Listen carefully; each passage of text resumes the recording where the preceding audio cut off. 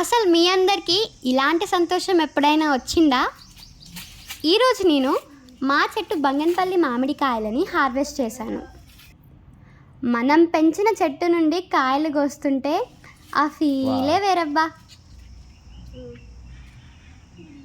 Hello అండి, నా పేరు ఆశ్రిత. మామిడికాయలు కోసేద్దాం, వచ్చేయండి. అసలు చూసారా ఎంత ఫ్రెష్గా ఉన్నాయో? ఎలాంటి కెమికల్స్ యూజ్ చేయకుండా కాసిన కాయలు ఇవి. చాలా ఫ్రెష్గా మంచి స్టాండర్డ్ సైజులో వచ్చాయి. ఇంకా టేస్ట్ గురించి అయితే చెప్పక్కర్లేదు. కాయలు చూడండి ఎంత కిందికి కాసాయో, ఈజీగా తెంపేయచ్చు.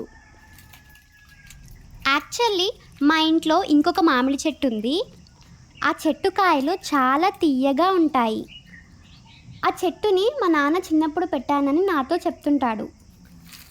దాని కాయలు కోసినప్పుడల్లా మా నాన్న నాతో ఇదే విషయం చెప్పి సంతోషపడుతుంటాడు. అంటే మేము తినేటప్పుడు ఈ చెట్టు నేనే పెట్టాను, నా చిన్నప్పుడు పెట్టాను అని చెప్తూ సంతోషపడుతుంటాడు అనమాట. ఆ సంతోషం నాకు కూడా కావాలనిపించింది. 3 years ago ఈ చెట్లను నా చేతులతో నేనే పెట్టాను, మా నాన్న హెల్ప్ తీసుకొని. ఇంకేముంది, ఎప్పుడు కాస్తాయా, ఎప్పుడు కోద్దామా అని చాలా పేషెన్స్తో వెయిట్ చేస్తుండే. ఫైనల్లీ ఆ టైం అయితే వచ్చేసింది. నాకైతే తెంపుతుంటే చాలా అంటే చాలా హ్యాపీగా అనిపించింది.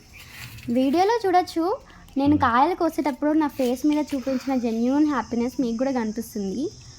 నేచర్ లవర్స్ అందరికీ ఇలానే ఉంటుంది కదా. ఇది వచ్చేసి 2 బంగన్పల్లి మామిడి చెట్టు. దీనికి కూడా కాయలు చూడండి ఎంత కిందికి కాసాయో.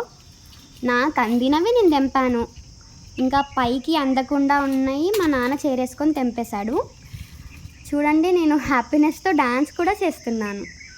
ఈ బంగన్పల్లి కాయలు పండిన తర్వాత చాలా తీయగా ఉంటాయి.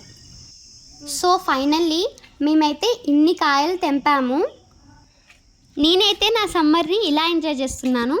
మరి మీరేం చేస్తున్నారో కామెంట్స్లో చెప్పండి. ఉంటా మరి.